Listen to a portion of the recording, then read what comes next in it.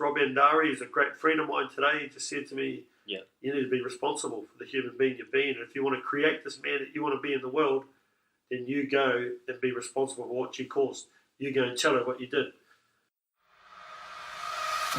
What is up, everyone? I am Lachlan Samuel, and this is the Open Up Podcast, the show where real people open up and share real stories of struggle.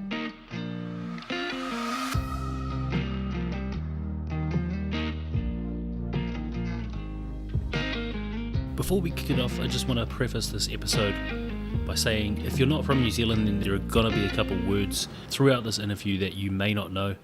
They are te reo, which is the native New Zealand language, the indigenous New Zealand language, Māori, and those words are haka, which is primarily war dance.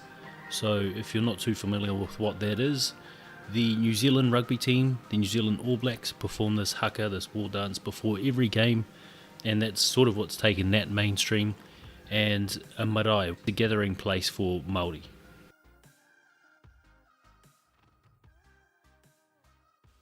What is up, everyone? I'm Lachlan Samuel, and this is the Open Up Podcast, episode number 7, with Leon Ruri. He is the founder of Haka For Life.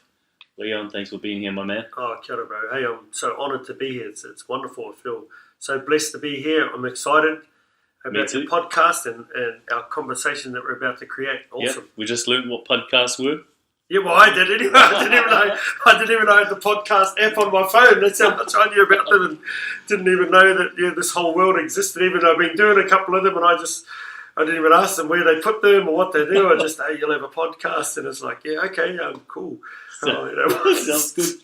Yeah. So thank you for educating me. It's awesome.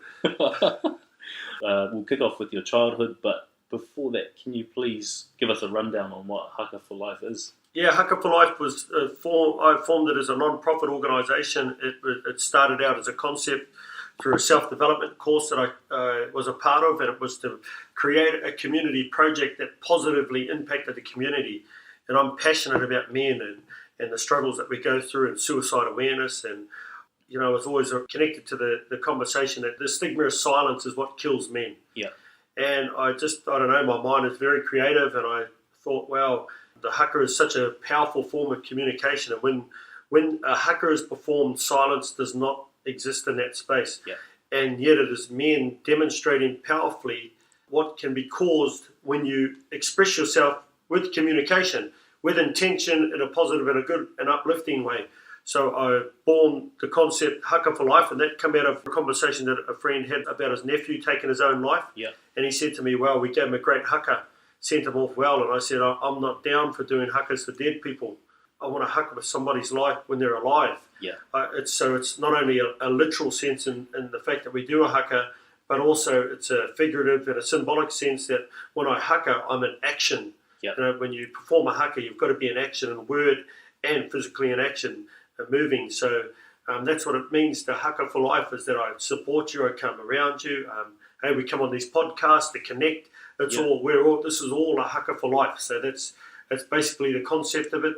It's a platform to have men communicate in a more powerful way, in an open way, in a vulnerable way, and to know that there is nothing wrong with talking and sharing our feelings and sharing the human beings that we are, because I believe that it saves lives. Yeah, that's amazing. And you're using what most people around the world would call a war dance, the most powerful action in our culture, in the Māori culture, and you're using that to fight suicide, which is amazing. Yeah, like and it's a war. Yeah, the silence that kills. Yeah, and it is a war. I mean, traditionally it started out as a war dance, opponent to opponent, from me to you, or another party to another party. But I mean, that's developed and evolved as so much of humanity and all our cultures and ways of being, especially in the last couple of decades. So I deliberately use that, now as an intention of love and an expression in a positive way to demonstrate, because it's the most powerful way that I can think that you can fully express yourself through haka. I mean, when you perform a haka, you literally use every ounce of your energy and your being to direct the intention towards what the message is. And for me, it's about raising awareness on men's mind health, well-being, and suicide awareness. And for us on Anzac Day this year, it'll be to honour the Anzacs as well. It's amazing, man, and super inspiring as well. Thank you, bro. Well, we'll kick it off there. what we want to do is we want to run through your childhood before we get into any of your stories, your struggles, your darkest moments throughout life and how you recovered. Can you give us a little background on how you were raised? Yeah, I was raised in a small country town in New Zealand called Ngarawahia. I was born in Huntly, which is another small town not too far away from it. We've got a rivalry there from those towns in a rugby league sense and even in a cultural sense to a degree. And so I keep the fact that I was born up the road on the lowdown. Oh, okay. In a funny and a loving way. I mean, I'm grateful for where I was born, so I mean that kind of on a funny angle as well. Yeah. But in our town, we're very connected to our culture. The Tūranga Wawa Marae is significant. My mum's family on both sides, my grandfather, my grandmother, they were a part of forming the Tūranga Wawa Marae. So our families are really connected to our culture. My dad's Māoris, from the tribe of Tūhoi, born in a place called Mirupara, kind of on the outskirts of Rotorua. So, we're very connected. I grew up around family, lots and lots of family on both sides. And for me, I was lucky that both of my families knew each other, and that my dad's family knew my mum's family, and so on and so on. So for me, even today, I only see one family. I don't see a divide in them. So I'm very blessed in that sense. Yeah, I can't say I know too many people who feel that way about both sides. Yeah, and I literally, we're blessed. My family is very, very blessed that we're so close. Awesome. It's awesome and amazing. So would you say you grew up in a loving and accepting environment there? Yeah, very. Yeah, very. But inside of that, hey, in the culture and growing up in the 80s, I was born in the mid-70s, and then, into the 80s, the part of the culture was, the beating the children was all part of it. Yeah. I mean, my story that I can share that I was beaten up as a child was just normal growing up. I mean, now they call it child abuse. Back then they just called it, that's what he needed because he was playing up, and you just didn't even bother about comparing stories about being beaten because that's just how it was. Yeah, I think it's still very much a big part of Māori culture as well. I went through that with my father, and he doesn't mean to hurt, and I don't think any parent means to hurt. It's just part of the culture, and you're just taught this is how you instill that discipline. And yeah, it's a hard argument though, isn't it? When to you're make trying someone to say, a better person, yeah. Yeah, he doesn't mean to hurt, even though he's just belted the crap out of you. Yeah. But here's one thing that I learned. I grew up inside of that, suffered sexual abuse at a young age as well, and then that physical abuse had a massive impact on me, and just the fear that would come from, the beatings from my dad. I'd say beatings. I mean, it might sound brutal, but in actual fact, that's what it was. Yeah. I remember being punched in the head at about 7 years of age by my dad. First time I'd ever been punched in the head. I can still see it in my mind. Yeah. My head went back into the door because I was too slow getting into the bath that night. Wow. And, a lot of background stuff, mum and dad arguing and dad getting worked up, and then, the outcome is I didn't jump in the bath, and then all of a sudden you're getting smacked in the head from your dad. And no 7-year-old kid should go through that. No child should experience that. But again, like I say, it was part of the culture. Yeah. You only do what you know to do. And as I became older, I learnt the relationship that my father had with my grandfather. And I loved my grandfather and got on well with my grandfather. Yeah. And used to mow granddad's lawns. He taught me how to mow lawns and make money for myself when I was a young age at primary school, and I'd go around the neighbourhood mowing lawns for extra pocket money. And then I learnt the relationship that my grandfather had with my great-grandfather, and my grandmother said that he was extremely cruel. It was passed on to my grandfather, and my relationship with my dad and my grandfather was bad. They literally used to punch on with each other. Yeah. And same with my uncle and my grandfather, so their relationship was not a good relationship. Then it's any wonder that, we are, I suppose, a product of our environment. Yeah. And my dad was only doing what he knew how to do. So I suppose in defence to what I was saying about your dad earlier, that they only do what they know to do. Yeah, exactly. A lot of society would say it's wrong, and it is wrong on many levels. But, until you know another way of doing things, then you will only do what you know how to do. Exactly. And, I became a father. I'm a solo father now. I've got 4 teenage children. But there were days when I didn't get it right as a father with my children. Yeah. So, even though I share what I do about my dad, I've got a beautiful relationship with my dad. Now he's literally living with me. Him and mum and dad live with me. And they've moved over from Sydney late last year to help me because I've got 4 teenage kids. And that's awesome. Why I can't grow a haircut. And I needed help. And, my dad's there. With my sons, they love my children love their grandfather, and he's so gentle, and life has changed, and it's almost a replica of what it was like for me and my grandfather. And my relationship with my dad wasn't the best, but then for me and my children, I've got a good relationship with my son, so I'm lucky to an extent. But there have been times when I haven't been the type of father that I needed to be for my children, and yet my father has filled that void. So the role between my sons and their grandfathers was like their grandfather was like the same as mine.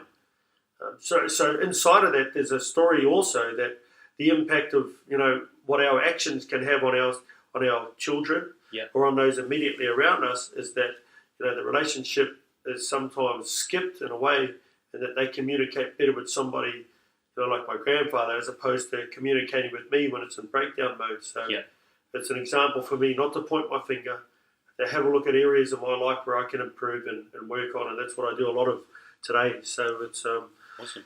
It's just amazing how the world goes around and how you learn so many things. Yeah, and you said at times you're not the father that you think you should be. Yeah. Was there a moment where you realised that you needed to be better? Yeah, I think. Look, I remember coming home when I was frustrated, from work. When I was married, I've been separated from my children's mum for 10 years now, and I think divorced for 9 years or 8 or 9 years now. But there are certainly times, when you're growing up, you've got pressures. They come along all of a sudden. I went from a teenager and these dreams of being a rugby league player, and instead of that, I'm a truck driver, and I've got kids and a mortgage, and money's tight, and you're putting up with people at work that you don't necessarily want to communicate with, and you come home and you just want to rest, and you've got, I suppose, the wife there wanting things done and moaning about the kids and saying the impact of them, and just all of a sudden, there'd be times when I'd snap at my kids and times when I'd hit my kids when they were young. And my ex-wife stopped me. Hey, what are you doing? That's not the way of doing things. But like I was saying before, when that's all you know how to do, that's all you do. But I could sense that she was right. But also in the way that I didn't like to react like that with my children and see the impact of them crying because their dad had shouted at them or, hit them or done anything inappropriate. When I was a demonstration that was not what I wanted to be for my children and not what I dreamed of being, I started to see the impact of that. And I did want to change it. Yeah. Oh, that's awesome, man. I'm glad you are making the changes, because I definitely think or feel that culture within, especially Māori, needs to change. Yeah. And it is slowly. Yeah, it is slowly. And in other areas, it will, the cause of that being sped up is by the courage that we have from men like myself and yourself that are a stand for having conversations like this. Yeah, exactly. And these are so powerful, these conversations that we create, whether they be through a podcast or wherever they are, because it's going to take this sharing and this level of sharing and this level of articulating to people and demonstrating to people the steps that you can take to be different, the acknowledgement that, hey, yes, I was like that, but hey, it can be a different way. And to demonstrate that, and it needs to happen, especially in our culture and any culture. I'm just passionate about all cultures, but I will always be passionate about my culture too. And look, we've got the highest youth suicide rates in the world that currently exist amongst Māori children in the developed world. And we're twice as likely to die by suicide if you're Aboriginal. We're here in Australia. If you're Aboriginal or you're Māori, you're twice as likely to die by suicide than non-Indigenous people. And they talk a lot about our culture and the fact that the reason why kids are struggling or men are struggling is because they're not connected to something, e.g. their culture. But there are still people within those cultures that are connected to it that are taking their lives. So there's still something inside of that that's not effective. So I think, that part of that, of turning that around, is definitely conversations like this. It's definitely men being vulnerable, being a demonstration of that to other men. So that's why I'm big on having these conversations anywhere, anytime, anyhow. And it's always a bonus if you've got a glass of water or a cup of coffee to have it with too as well. So, and maybe a beer for those that drink. Yeah, I was going to ask if you want a beer. Oh, well, actually, I've been on, here's an extension of our conversation is I haven't drank for 10 months. Wow. And the reason being is that I wasn't being responsible with my drinking. I'm not anti-drinking in any way, but I'm, I suppose, anti-irresponsible drinking. Yeah. And I just wasn't being responsible as the man that I'm out to create myself to be in this world until such time as I move on. But there were times that I'd get drunk, and 99 times out of 100, hey, good, I'm always a happy drunk, and I justified my continuous drinking for so long because of the fact that I'm a happy drunk. I don't get angry when I drink at all. Yep. And here I was at times just being totally inappropriate, being a total dickhead, being totally irresponsible. And on the 100th occasion, any idea was a good idea, including the bad ideas. So I was just up for everything. And it was, I was going to jeopardize everything that I'm out to be, that I want to be and what I represent. So I said to myself, you know what, enough's enough. We're going to put yourself on a year's alcohol ban. And coming up this week, actually, Monday, will be 10 months alcohol free. So it's been a big journey, but those are the steps that I've had to take to be responsible in and around that area of my life. And so I've seen it. It's taught me self-control as well. Yeah, it's amazing self-awareness. Yeah, and it stops the default. Yeah. When you're dealing with stuff, that's coping mechanisms, as they say in mainstream. And I was able to break the pattern and the cycle of a destructive and a negative coping mechanism that I would have, or a default, which was to go and drink when and I'd have enough of life for a day and go, let's go and have a beer. 1 beer, 2 beers, 3 beers, 4. Yeah. All of That's a sudden amazing. we're knocking on the pub door. So it's all, it's a bit different now. Yeah. And how are you feeling about that 10 months? Yeah, awesome. I keep continuously saying to friends I don't miss it. Yeah. I don't miss alcohol. I go out and have water and soda water and whatnot, and it's been great. I've enjoyed not having to wake up the next day and apologise to anybody for being inappropriate. Yeah.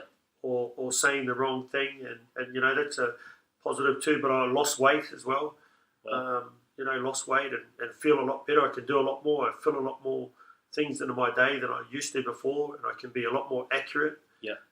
Can show up a lot more powerfully in the way that I am and the things that I want to do. So I'm really, really happy with that. Like I said, I'm not anti-drinking, but I just wasn't being responsible at that time. And I'm 2 months away from my 1 year anniversary of no alcohol, and who knows, I might go 2 years. It's cool, man. Yeah, and just continue. It's amazing discipline. Yeah. Well, yeah, and I didn't have discipline for a long time. Like, it was a practice that I had to master because it was destroying me. My lack of self-control at times in life and the impact and the effect that it was having in whatever area was just, it adds to the evidence that we have about who we are in a negative sense in life. Yeah. And when we can add to that evidence and gather a story that then gathers momentum, then we end up rolling into territory that can ultimately prove fatal. So it's that's the importance and the significance to me, to make those decisions for my life, to draw a line in the sand, but also to share those things for other men that can relate to that, that can justify through either being happy. Some of them can't justify because they're angry, and they just know they shouldn't do it. Others justify it by saying, well, I'm an alcoholic because of the past, or I drink because of that, or I get nervous, or whatever reason it is. But, I can say to them as a demonstration of it in action, in life, that, hey, you've got to have a look at the impact of those, that decision to continually drink, that it is having on your life and your well-being. If there's negative things and negative impacts that show up around you when you do drink. Yeah. So there's ways and steps of doing that, and I know how to do it. Cool, man. That's powerful. I think a lot of people need that. Yeah, well, ones that got a drinking problem too. Yeah. And I had a few problems. I had drug problems and I had gambling, so I might be an encyclopedia of self-help. We'll touch on that a little bit later. Yeah, all good. We'll get back to childhood. We're talking about how you were in a loving, accepting environment with your two families that you felt were one, and obviously having the beatings from your dad. Yeah. Did those beatings ever affect your trust or love for your father at all? Yeah, I hated him. You hated him? Yeah, hated him. I was scared of him. I hated him for the pain that he bestowed upon me, for the way that he would treat me. Yeah. Yeah, that definitely affected it. And how long did that fear last for? Probably up until I moved to Australia. I remember I moved to Australia when I was 18. Yeah. And that probably would have lasted into my early 20s. Really? Yeah. I remember that lasted into my early 20s when I'd kind of I mean, I had other things to distract me in life at that time then, and I was growing. I was old enough to move out of home, even though I moved out of home when I was 15, when I lived with family. But then I'd kind of come back with mum and dad when I was 18 to move back to Australia, or to move to Australia. And I still had that resentment towards my dad. Then I remember going to church years and years ago, and I remember having an experience there and just kind of forgiving my dad. And I suppose at that time too, I had my children, and then I started to see, I suppose from my own example, that this gig of life as a father is a lot tougher than what I thought it was as a person that wasn't a father. So it started to change my mindset and my judgment about my dad. And then, as you get older and you see things, and then you become aware of how we're not taught how to deal with things in life. And like I said earlier, people will only do what they know to do, myself included. Yeah. Then my dad, when I looked back and learnt after around this time about the relationship that he had with my grandfather, and then my grandfather's relationship, and then it was almost like, well, my dad was who he was because that's a product of his environment and the way that he was brought up. But life's a long journey at times. It can go by so quick in some means, but on the other hand, it can be funny how long it is and how the circle goes around. And like I say now, my relationship with my dad's wonderful, beautiful, loving, and I don't have anything there with him in relation to those beatings as a kid. It just was what it was. Yeah. And I see the demonstration of who my dad is today, and the self-development that he's put himself through, and he's in his 70s now, and I just admire him. And one thing that Dad, I just acknowledged my dad the other night. Actually, I went to McDonald's with Mum and Dad, and we had a coffee. And it's easy for us to acknowledge our mums, for those people that have still got their mums around, and find it natural to acknowledge Mum and say how proud I am of her and how thankful I am of her. And I thought, Dad's sitting there and he's a part of it as well. And I said to him, Dad, I acknowledge you for the demonstration of a man that, regardless of all your actions or inactions in life, that he stayed present in our life and that he stayed committed. He's always been a man that's worked and provided for his family. And that's an example that I've taken from my dad, to no matter what you're going through, ensure that you stay at work, ensure that you provide for your family. My dad had relationships with other women before he met my mum, and I've got a half brother and a half sister. To other dad's got the 3 different kids, and so the type of character that he was before he met my mum, the track record wasn't all that great. That here's this guy that's had kids to do 2 different ladies, then meets my mum, the apple of my grandfather's eye, and then all of a sudden he's got her pregnant as well. So he's on a 3 for 3 sort of run there at a young age. And when you see those patterns, if they were to show up with anybody that my daughters were connected to, well, a few alarm bells would go off, and you'd probably have a fixed way of thinking that, look, this is almost this predictable future about the way that this man's going to turn out. But that wasn't the case. He's manned up in relation to the person that he was, and he stuck around, and I'm thankful for it, because there's a lot of time and a lot of situations in life where he's had an excuse to probably say, hey, you know what, I'm going to check out, whether it be literally or just I'm going to check out of the scene and leave this situation and go and be somewhere else. So, it's been wonderful, I suppose, seeing the development of that relationship with Dad and just learning that that's how life is. And even inside that though, the love that was there through providing other ways, even though there was that aspect of life that Dad brought us up on, the fact that he provided the house for us and the food, and that was still, love. Yeah, so being grateful for everything he's given you rather than looking back and just seeing the beatings.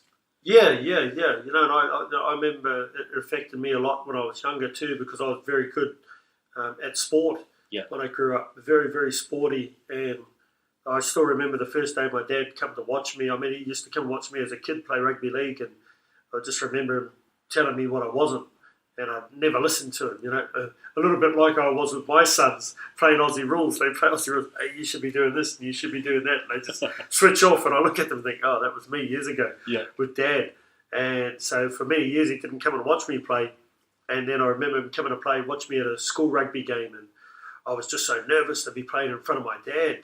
And, it's the talk of a small country town. Oh, Leon's dad's here to watch. And he come down out of his lunch break to come down and watch me play rugby. Oh, wow. Yeah, and you realise the significance of that and the importance. I realised that when I became a father and the interest I took out of, towards my children in their sports days and their sports carnivals, or my nieces and nephews, and and how much reverence and love goes into organising your day to be there in that place and that space for your running race or relay race or whatever it is for you to do.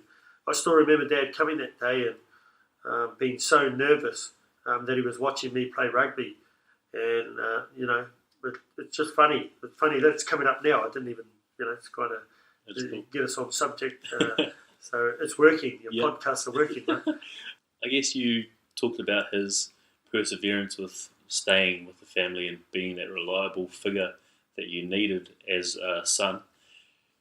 Do you feel like that persistence, that reliability has rubbed off on you at all and helped shape you into the man you are now? Yeah, it's been an example for me. That's what I acknowledged Dad for the other night, for sticking around and for being that. Most definitely, because I'd always remembered that about my dad. I was lucky, I was fortunate that I had relationships with my uncles, had a lot of uncles around me, and I always had father figures that were loving. And my dad is the favourite of many of my cousins. They loved him, It's almost... It's funny how that happens too as well, and they might not like my cousins, and they might not like their fathers, but I love them. You can have him and I'll have your dad sort of deal. But I was fortunate that I had those father figures around me, to be able to relate to, in a sense, to be able to bring me up. And I was grateful, for that to happen. But it was an example for. Even in my life with my uncles, they were much the same, that they were all providers. There wasn't too many of them that weren't in employment. So it was a good example to stick the course in, no matter the challenges, to go through it and to be there for your family, and to be the best at what you could be. Cool. It's amazing. I didn't expect that. So moving on, were there any influences or events, barring your uncles and your father, were there any influences and events that helped shape you into who you are now? Yeah, I definitely played rugby league. It was a thing that I loved when I was a kid, because I wanted to be an NRL star. It was the ARL when I grew up. Yeah, now it's called the NRL. But what team did you support then? The Balmain Tigers. I still support them now. And I think one of the first games I saw was Parramatta in the 85 grand final against Canterbury Bankstown, and I think I can't remember I think Canterbury might have won that, or it might have been 86 actually. It was 86. Eric Growth running down the sideline, and I just remember this man has so much speed and just was knocking fellas over left, right, and centre. I thought, wow, who's that guy? And he's incredible. And many years later, when I played in the Metro Cup in Sydney, it's called the Jim Beam Cup now, but I got coached by him. And I didn't even know he was my coach for many weeks, because he was so, when I watched him play rugby league, he was just a human wrecking ball. He just destroyed people. And then in person, he was this softly spoken, quiet guy. And I remember being around, and I thought, gee, I know his face. I put two and two together. And a mate of mine said, hey, the Guru's down there. That's his nickname, Eric Growth. And the Guru's coaching down there. I said, no, I haven't seen him down there. He said, I'm telling you, he's down there. No. Then I get down there, and here's this guy, Eric Growth, who's monster famous, a Parramatta legend, an Australian rugby league legend that was my coach, and I had no idea he's in front of me. So it was quite interesting, but that's what I wanted to be. And so a lot of my focus and attention as a youngster was, lunchtime and any opportunity to play rugby or rugby league, I would do it and take it. So that definitely had a big effect on that drive and wanting to come to Australia, especially really to move to Australia for that opportunity. I think my mum, like I look back and we're around, I think, 11 or 12, and my mum chose the religion of Jehovah's Witness to kind of defect away from our culture and our marae, and that brought us away at that time. And was that seen as something that would cause you to be outcast at all? Was Oh, that normal? absolutely, bro. Yeah, without doubt. Especially more so for my mum. I mean, it was more of a judgment cast toward my mum Okay. because of the declarations that she had made against, being with our culture and then choosing that religion over a family and everything. So we kind of grew up on the marae and grew up being connected to our culture, and then we were kind of taken away and told, no, your culture's a demonic culture, and and everything that you do is not good, it's not of God, and that sort of rhetoric. And so we were removed away, no kapa haka, no learning your language. And I mean, that had a big impact, and especially for me, because I was so passionate about haka and so passionate about our culture. And it was like, man, my family, how can you take me away from my family and everything that I knew? So I suppose I had resentment inside of that, but inside of that experience, you have to go and knock on doors and go door knocking and do all those things. So all of a sudden we're knocking on people's doors. So it definitely got me out of my comfort zone. And then your public speaking, that's another practice that they take up inside of that religion. And so all of a sudden we were doing all of those sorts of things. And that was probably a defining thing in the way that we were moved away from our culture. But still inside of that, even though I just didn't agree with it, there was still experiences that I would never have experienced had I not had mum not chosen it. It's funny now because I talk about life being full circle. Mum isn't really active inside of that religion and come back to family, come back to our culture a lot more. Different mindset too. I think like I say earlier, as times and humanity evolves, so do beliefs and so do practices. So she doesn't kind of look at it in the way that she used to look at it. Okay. And is that a good thing? Yeah, I believe it to be a good thing. Yeah, I've got my opinion on that, and it doesn't align with hers, when she tells me. But and I look at it, I've got my opinion on, I suppose, the religious experience. Yeah. Because of the fact that what I learned inside of a church and what was taught there was, I thought, a particular way of what you should believe. Yeah. Yet when I had my experiences in life, in general, just existing in life, I believe that we're created, whether it be God or the universe. I call it the universe these days, but the universe and life demonstrated to me that there was more to it than what was written in a book. Yeah. And it was greater, even as great as they say that the creator of this earth is, or the universe is itself. That the experiences that I experienced and the things that my eyes saw were even greater than what I could be taught in there. And I thought, wow, I'm just going to let my journey in life be Something my Bible and be my guide and teach me things. Yeah. Okay. So definitely, I mean, that was a big experience. And That's moving really out of home, I moved out of home when I was 15. Well, with being pulled away from your culture, with your mum being a Jehovah's Witness, did it feel like you were having your identity taken away at that time as well? Yeah. Because you weren't allowed to speak the language and do haka? Yeah. Oh, without a doubt, man. It just didn't sit with me at all. And the biggest impact for me was I wasn't allowed to play sport. You were? No. What was that?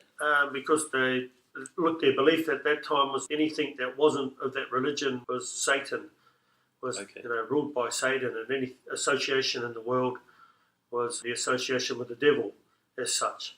That was the belief behind it, so I wasn't allowed to play sport. Yeah. And I wanted to play sport. I loved it. Being good at it, I can imagine you. Yeah, I existed. I remember my school principal writing a letter to mum, or writing a reference actually for me to kind of leave high school, because I wanted to leave high school at 15, and he gave a reference. He didn't want to give the reference, but I was set that I didn't want to be at school, and he said that I could have represented the Waikato, where I grew up in a number of sports, had I been given the opportunity to, and that was a reference to my mum's beliefs that I wasn't allowed to play sport. Yeah. Because I was allowed to play sport inside the school's curriculum, but I couldn't play for a club. Okay. So I always try to sneak a game of rugby in, and I would do all those things and jump the fence on the weekend, and any excuse to go to my grandparents. Well, I would tell mum and dad I was going to the grandparents, but I'd go and play a game of rugby league or rugby and have a wash and pretend that I was all clean. But those are the things that I continuously did as a kid, and at school, even in the high school environment, I excelled there as the top sportsman in my years and all that sort of stuff. So it was really, really difficult to survive that part of life, and obviously help form my opinion of how things are. But look, inside of that, I've met some beautiful people, and they're still close family friends today, and I don't fully align with what those beliefs are. Yeah, of course. But at the same time, that's just my point of view. Yeah. It doesn't mean I'm right, and it doesn't mean I'm wrong, and it doesn't mean they're right or whether they're wrong. And I've seen the positive impact that it has, and I've seen, maybe it's not as effective or a negative impact that some of those beliefs can have on people as well, and particularly with my culture, my experience, because of the need for them to have you withdraw away from what you know. Yeah. And what you believe. Okay. And with being taken away from this culture and your family, which you seen as one big family, these two sides, obviously being taken away from sport, which you loved, which you were good at, did that affect your relationship with your mum at all at that time? Yeah, it was strained. Yeah, I would say it was strained. I mean, mums, I think children will always love their mums. Yeah, of course. I've always loved mum, and I still do to this day, immensely. And I've seen that through my children as well, even though through my life experience. Yeah. The breaking up of my marriage with their mum, and still seeing the love that my children have for their mum no matter what. Yeah. Inside of that, even though it was strained and at times and I didn't agree with things, I still loved mum. I mean, at the other side, we couldn't celebrate birthdays. Okay. You can't celebrate Christmas, and that was always something that I couldn't understand, and I didn't like, because I would see we wouldn't be allowed to go to family members' birthdays. Oh, wow. And we weren't allowed to have Christmas with our family, and those were big parts of our family growing up as well too. Yeah, I think being a kid back in Auckland, those were the days I looked forward to most, was Christmas and meeting up with all the cousins and having that Christmas lunch. Yeah, having that food, having that kai there, and those birthdays are always good for it. You always got savaloys or something like that to munch on, and lollies, and that was gone. That was removed away, and I just couldn't understand the concept of that, of denying celebrating somebody's birthday, and that was big. That had a big impact on me for many, many years. And the part of that too that had the big impact was the fact that we would have family members that would forfeit their birthday and say, look, it's my birthday, but I won't have a birthday cake there. I won't call it a birthday, just so they could have us there. That's and beautiful. We would still not go there. Oh, and you still wouldn't? Yeah, because that was their birthday, religious sort of mindset. So I remember having a conversation with Mum one day and saying to her, look at the arrogance. Yeah. You say that you're this person and that this is who you believe that you are and this is what you represent, and here we have people that are non-believers that are willing to forfeit their day of recognition, the greatest day of celebration for themselves, to say, I won't make it about me. I don't even want it to be about me. I want it to be about you because I love you to have you there. And we'd still go, no, that's not good enough. So I had an issue with that as well. Yeah, I can imagine that'd be hard to accept. Yeah, but you grow up in life and you realise, like I say, hey, that's people's beliefs, and I just, if that's the way people feel about how they do life today, hey, that's cool, but that's not how I roll. I roll with celebrating life. Like you did say, that religion, that Jehovah's Witness, it taught you public speaking, and it gave you the confidence through that knocking on doors. Yeah. One door closes, another one opens in life, hey? Yeah. I was just sharing today the power of having a conversation, what can come from a simple conversation. Yeah.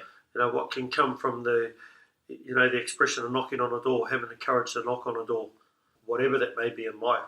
So definitely, still positive experiences inside of that too, and met some beautiful and lovely people as well. And like I say, still close family friends today and stuff. So it's all part of the journey. It's things that I've experienced in life, and it's a part of what's made me who I am, and I always like to look at the positive things out of any situation in life. And it's a good outlook to have. Yeah. So you mentioned that you, moved out of home at 15? Yeah, I moved out of home. I remember making a phone call to my auntie one day, my mum's older sister, and we were very, very close to my auntie and uncle. Okay. They were like my second mum and dad. Yeah. And I remember ringing her one day. Mum was on the vacuum cleaner. We'd been arguing. I just made the decision. I remember ringing my auntie. 9494107 was her phone number. And I said, Auntie, I want to come and live with you. And he said, okay. Really? Yeah. That far? Yep, because they'd seen, like we were a part of their family. I mean, we were so close. Then all of a sudden you're removed away. That doesn't sit good with... Oh, and that was following on from the... Yeah, the decision from the religion, and I wanted to play rugby league. I was dead set that I wanted to play rugby league. Yeah. And, my cousin, who was like a brother figure, even though he's my cousin, he'd come back from Australia to play back home in New Zealand, and my uncle was coaching, and I thought, that's me. And I'd been sneaking up the road, like I said, I had to go for a run, because I was very, fit then, and I'd go to rugby league training with him and run around on the park up the road and get excited and test myself and think, gee, maybe I can play football with these guys, and started to dream again. So I said to Mum, I'm moving out. Mum said, okay, this one day, and all of a sudden I packed my bags and, left my younger siblings, 15, and moved out and moved in with my uncle and auntie, and that was definitely a significant experience to move out of that environment, to be detached and away from my family. I didn't really have much to do with Mum and Dad after that, because they still were into their religion, and I was clear on what I didn't want. Yeah. But the funny thing is, inside of that experience in life too, I was very young and was able to play like first grade rugby league or Premier Rugby League in New Zealand at that age, at 16, and I'd done very well and excelled quite quickly being in that environment. But I remember a scripture that they used to say at church was, bad associations spoils useful habits.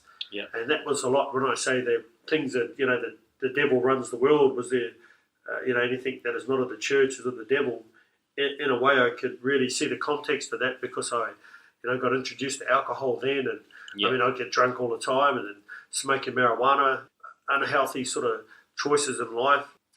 You get attention of girls at that time as well, when you're a young fella playing in a top rugby league side or in the top team. Yeah. And all those sorts of things come in when you're not taught how to deal with that. It can go to your head.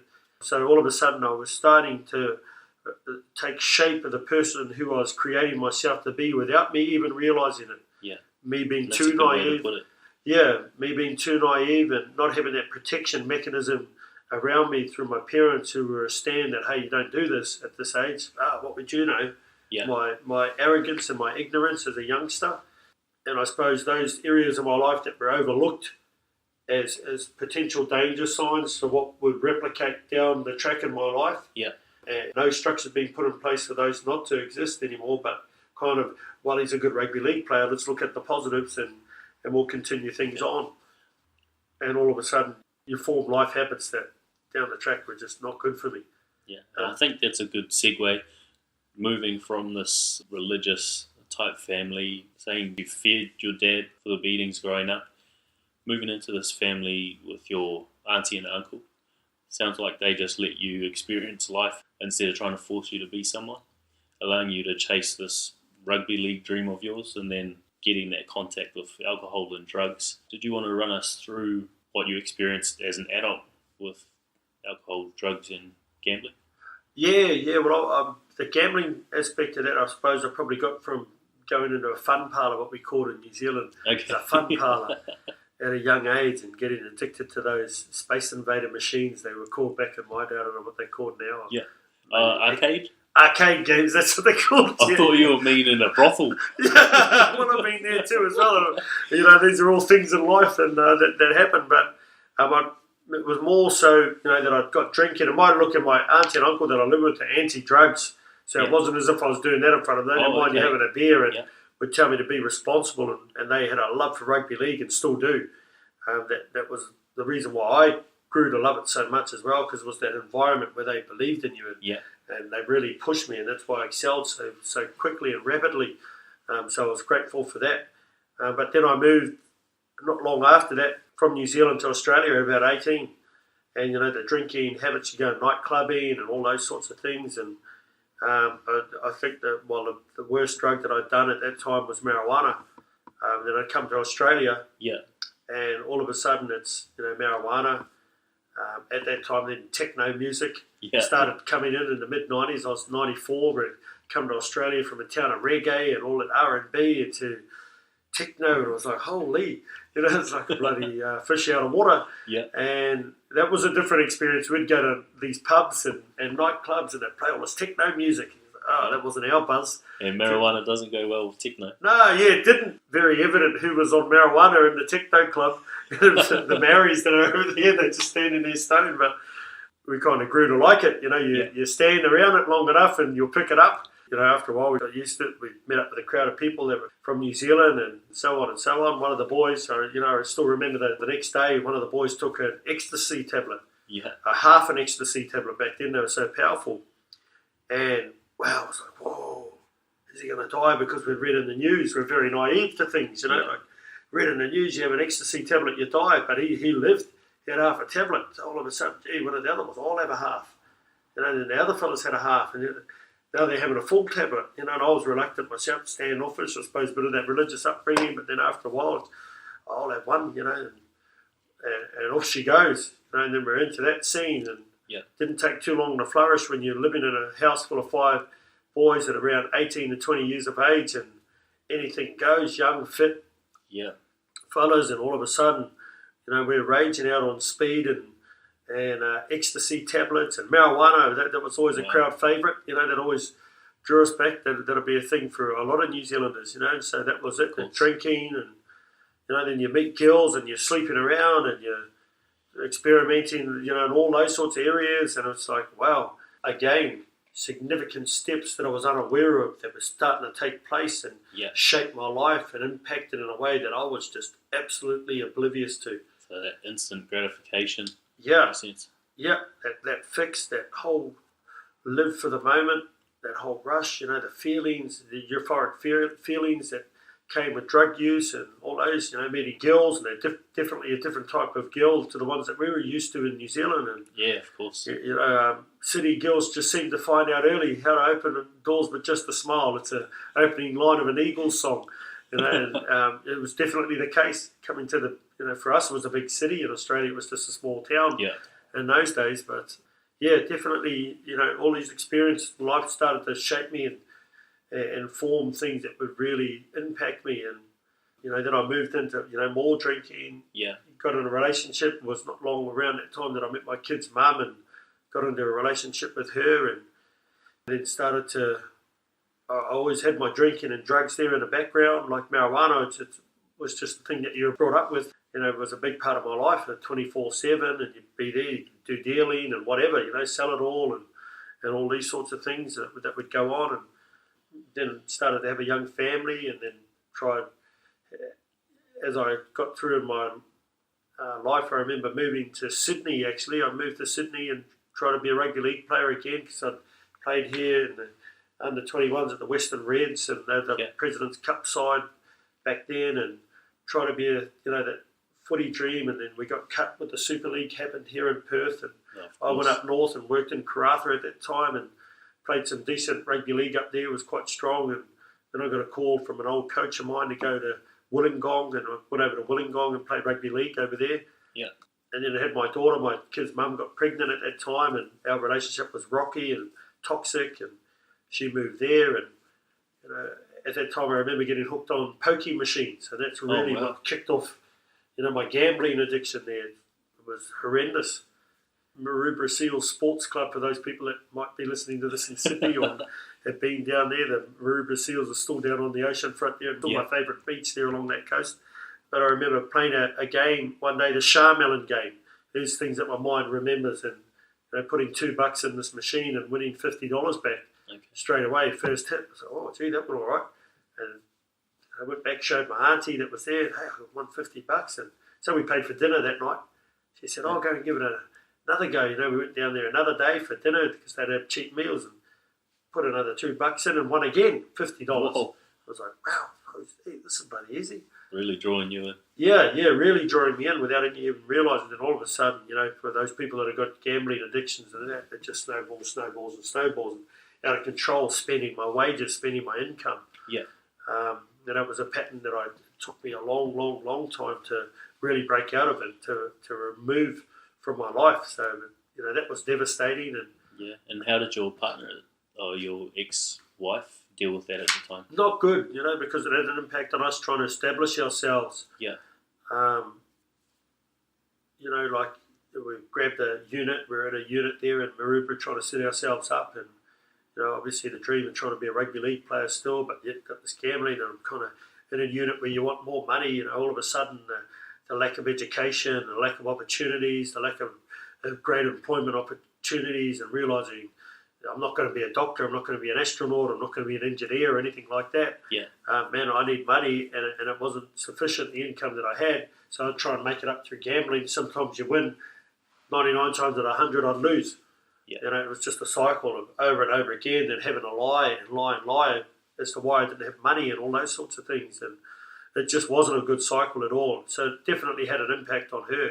Yeah. And she was gracious with me. I'll give her, in fairness to her, she was gracious with me in the way that she dealt with things there in that manner. But it wasn't healthy at all either. Yeah. And did spending your earnings, did that impact the quality of your family's life then? Yeah, because it's a struggle. It puts a massive impact on paying rent, having food, paying bills, going out, all because you gambled all your money away. And inside of that, though, it started to have an impact on me as a person, because I'd have to lie. Yeah, okay. As to why you couldn't go places. You've got to start talking shit to people and saying, making up stories. Yeah. So all of a sudden, when you look at your mind health and all that sort of stuff, it has an impact, and it's not very good on you at all. Okay, and did this lying affect your relationship at all? Yeah. Anytime you lie, it affects you. It's not a good vibration at all. So yeah, it did. It did. Yeah, I can't say it didn't at all. So. Okay. Yeah, and having gone through this gambling during that time, did you realise that rugby league wasn't going to work out? No, I still held the dream of being a rugby league player. Yeah. And then I was kind of fortunate enough at that time too. I'd come up from Wollongong and played in Sydney the following year in the Metro Cup there, and then I made a New South Wales Māori side, trialled out and got on that side, and we flew to New Zealand. And I remember there's nine out of our squad got in the New Zealand Māoris to play Great Britain that week. Cool. And then they got back to Australia, and there was a further 4 that were added to a 40-man training squad at that time for the World Cup, which was going to be in 2000. And I was fortunate enough to be one of those 4 that was added. It's amazing. To that squad. And then I thought, wow, maybe the dream, is going to come to fruition. Yeah. And then it was not long after that, and I got really fit again and started to train, and I thought all of a sudden, wow, I'm around guys that had been pretty famous. Mark Horo was a former Kiwi, Tyron Smith, Alex Chan would go on to be a Kiwi and play first grade. Willie McLean, played first grade rugby league. Darren Rameka, Luke Goodwin. You'd see Bryson Goodwin and that, this connection to New Zealand come through Luke playing in this team that we're in, and all of a sudden you start to, Robert Henare is another one that comes to memory as well. He's a wonderful rugby league player. And all of a sudden you're rubbing shoulders with these guys and thinking, wow, maybe. Yeah, and the belief's back. Yeah, well, it was funny still, because no, it wasn't, even though I was in those teams, that I still had a negative story that whole time, actually, this whole journey that I've been telling you about. Yeah. There was always a story that I wasn't good enough. Always in existence that I was not good enough. And do you think that comes from that day with your dad coming to watch you for the first time? Oh, because, I know your was... auntie and uncle spurred you on and encouraged you to be this rugby league superstar that you were dreaming of. Even then, I remember when I was a young kid, I think I was 17 when I played in a Premier Grade Grand Final in New Zealand in 1993. Yeah. And it was one of the youngest ever to play in a Grand Final. And it was a massive achievement back then in those times. I mean, it was tough rugby league. Not too many 17-year-olds played first grade rugby league back then in that competition. I think there was 3 that year. One of them was a guy called Stevie Boy Berriman who ended up playing for Manly. He got signed up by Manly later on that year and ended up in Sydney. There's 4. A guy called Willie Rangi was a friend of mine, another cousin of mine. I think he was a little bit older actually than us.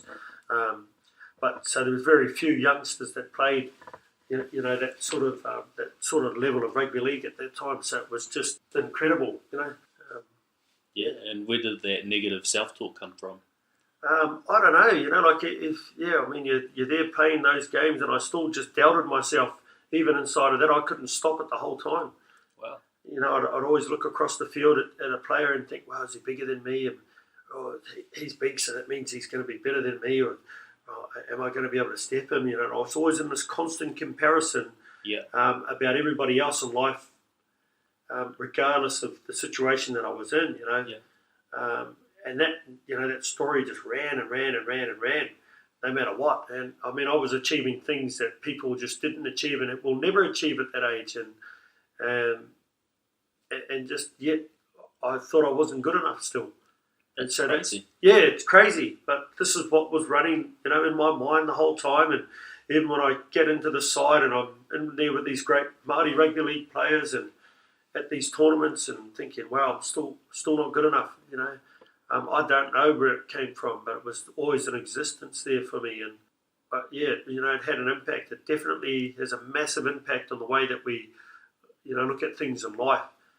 It's a lot different for me now, but it was just amazing. I was thinking that as you bring all those sorts of things up. But I got injured not long, into that season in early 2000 in a workplace accident. Had hurt my knee, and I just didn't think it was too major. And then I ended up thinking I'd done a cartilage, and then I'd done my cruciate ligament, my posterior cruciate. Yeah. And then I had an operation on that, and then they had set my leg wrong.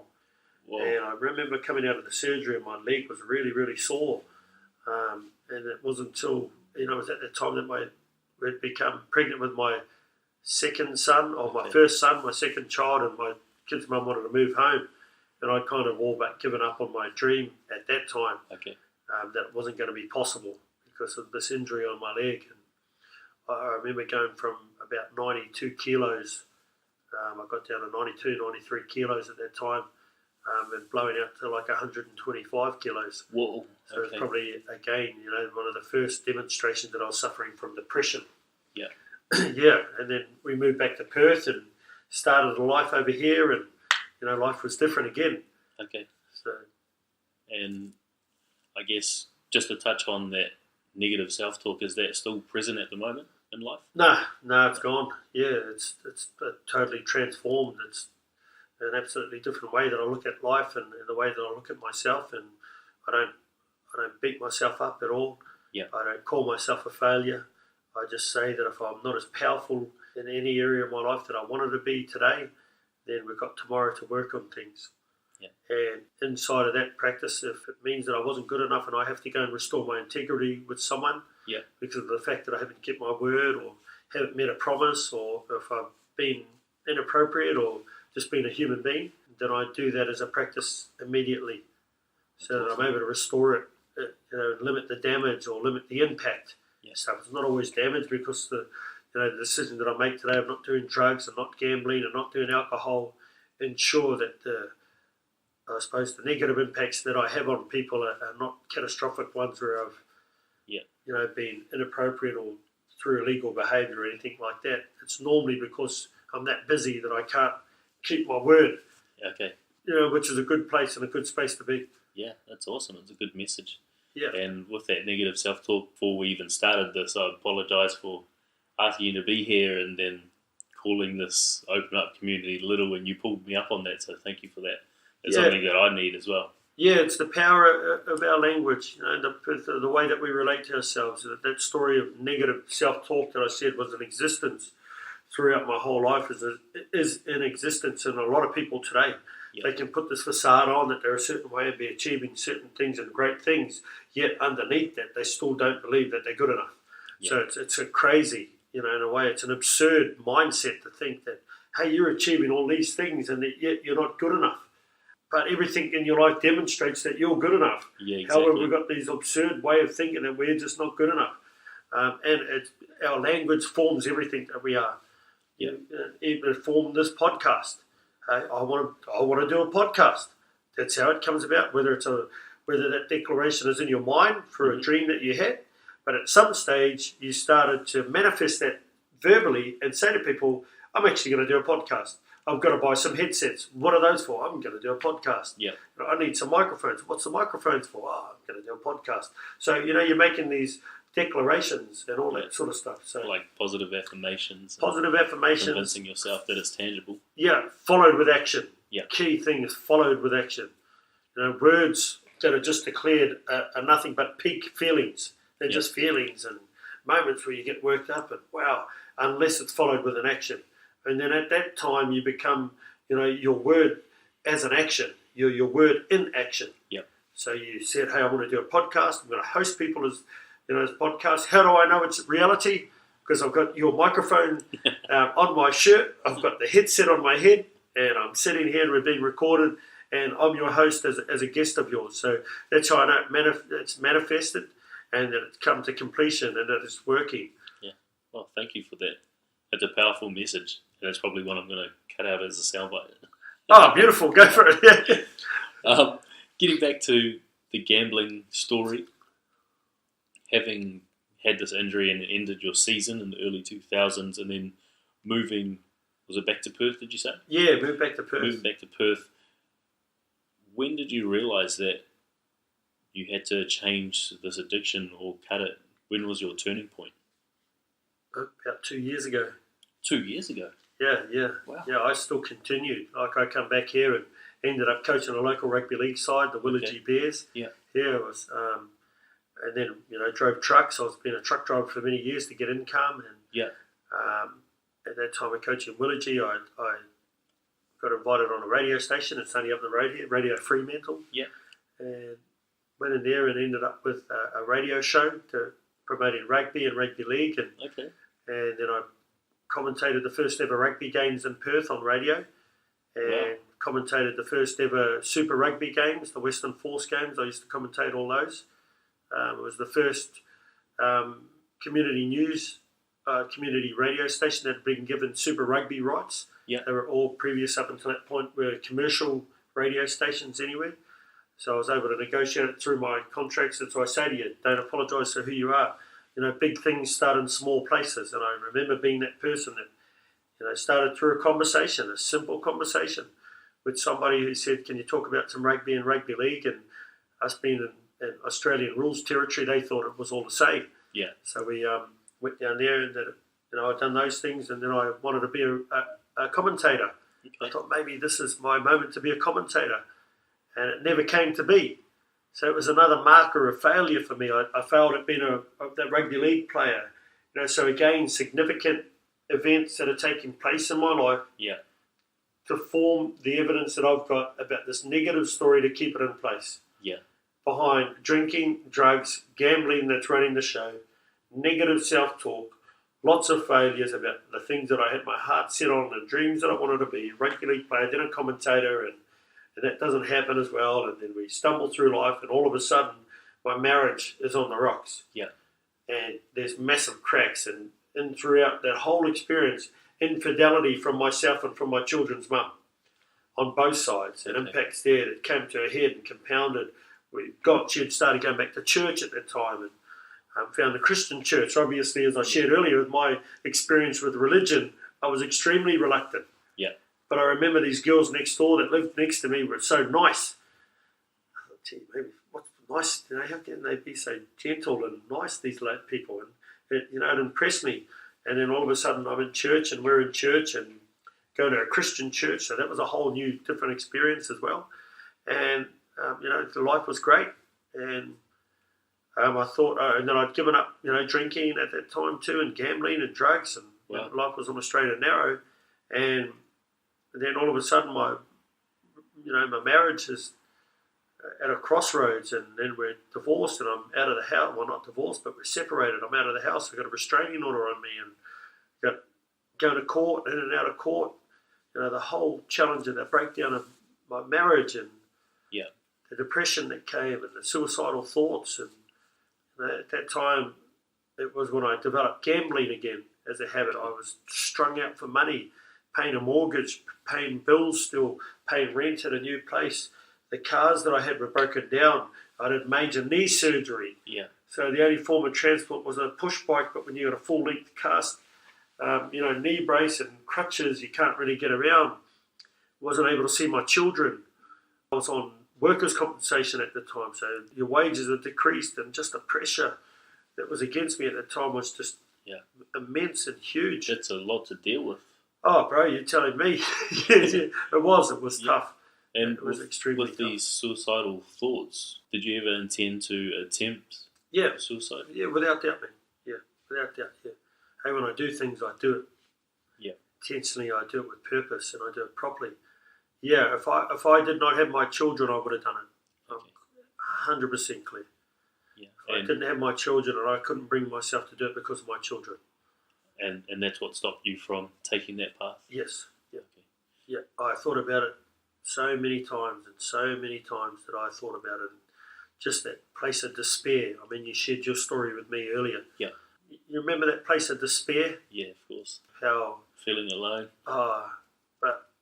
And it's more than that, eh? You know, it is soul destroying, man. It is the saddest place to be in. That place of despair when you just don't want to be here, when nothing matters. You don't care what suit you wear. You don't care how much money you earn. You don't care what belongings you have. You don't care what family you have. You don't care what the weather is. You don't even give a fuck what you're sitting on. You know, it's just nothing matters because you've lost all hope. Yeah. I guess that's where that negative self-talk plays in as well.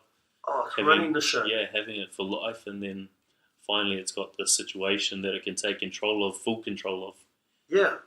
You know, and it's interesting that you say that, yeah, when you look at all the circumstances and the things that are there in place and the decisions that are made and the choices, it's an environment for suicide to grow. See, suicide loves all of those things. Yeah. It just sits there. It just sits there as a seed in amongst all of that, and it's growing the whole time.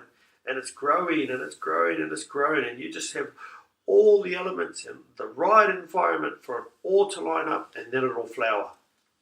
And all of a sudden, you know, you're looking into a situation where you're thinking, wow, this is actually an option for me to take, you know, the way out. Yeah. You know, so it sits there underneath all of these things, and that's why it's so important for us to communicate. That's why it's, you know, we're so effective in the way that we see things, because when you've been through it, you see it. Yeah. A lot of people can't see the impact of their actions. Yeah, exactly. Why I am the man that I am today, and the way that I speak and openly share. I'm not worrying about the opinion of what others have, so much so that I'm not worried about the individual as such. It's the communication that I care not for, because it's that type of communication where people are being negative and casting judgment on the things that I've shared with you tonight on a podcast, and they say, hey, he was a drunk, he was a druggie, he was all these sorts of things. Suicide loves those mindsets to be in place. Yeah. See, because if you've got a negative story about me, you've got a negative connotation or a negative aspect about you and the way that you look at things. Yeah. And even people that are maybe listening to the podcast out there might say, well, no, I haven't. See, even that's a negative remark. And suicide loves those sorts of mindsets, because it'll keep it in place. What I mean by that is that you're a person of judgment. It loves judgment. Yeah. Because there's the moral compass is that there's a right and there's a wrong. So you'll actually look at yourself in that manner when you exist as a human being too. I was right or wrong. I failed or I didn't. And again, it's that back to when you were in school, that comparison. You comparing yourself to other people when really you were the top of your class in sports. You were the one. Yeah, crazy, man, eh? You know, just what human beings are like. And I was having a conversation earlier today about that, and the way that we're taught and brought up is that a lot of our communication is we're spoken to. Yeah. We're spoken at. We're not allowed in any environment till many, many, many years later until we're in absolute breakdown where we can fully express ourselves. Yeah. And, that's a key component of why I believe that we're losing people, is that we're not creating an environment where people can fully express themselves. And when they can't fully express themselves, they don't open up. And again, it's a breeding ground for suicide, because it's able to have its way with a story about yourself to yourself. And unless you can interrupt that story, then it can be fatal. Yeah. And how did you interrupt the story of suicidal thoughts? Yeah, at that time I phoned a friend. I actually phoned a friend and I told him that I wanted to take my life. Wow. That takes a bit of courage to ring someone and tell them that you're going through that. That's not something many men especially would do. Yeah, but it was inside of that action was me really saying I didn't want to take my life, but I was hurting. Yeah. And it was a trusted friend of mine that I just wanted to say I was hurting, I was broken. I just needed love. Yeah. And I remember saying to him, I want to take my life. Funny thing, I was only up the road here. Really? Yeah, literally. I stayed just up the road here, from on the other side of the freeway here. Where are we? We're here at the station. Yeah. The Coburn station. Across the road, on this angle here, is a road called Princep Road. Yeah. All right. Yeah, I lived on that road when my marriage Wow. broke down. So yeah, I didn't. Here we are having our podcast here, and that's where I was. Yeah. Yeah. And this conversation that I'm telling you about, in fact, took place on the off ramp of this freeway that's just out here, not far from your house, up to Berrigan Drive. Yeah. And I remember telling my mate as I was driving up the ramp there, and I rang him and I said, I'm done. I want to take my life. I can't do it anymore. And he yelled down the phone and said, you ain't fucking doing it. And it shocked me, like the way, the passion that he yelled at me, and it shocked my being. He said, you're not doing it. No way are you doing that at all. You've got your children to live for. And he did something immediately that I believe saved my life, is he came and seen me immediately. Wow. He was working. Yeah. He came to the house where I was, and he got me out of the house.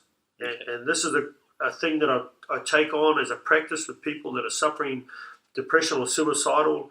I will always ask them to get the person out of the house. Yeah. If you're in a depressive state or you're going through challenges in life, get out of the house. Get out of the house.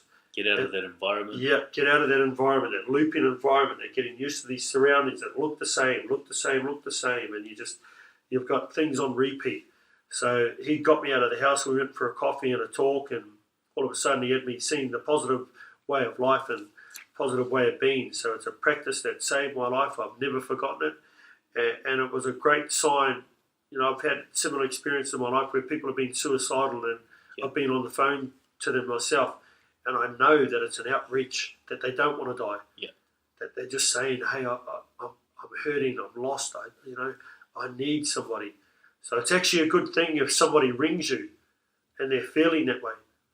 That's powerful. I never ever would have thought to go that far, to go and get someone and get them out of the house. So for anyone listening, that's a really powerful thing to keep in mind if someone does reach out to you, if you are listening to this as well.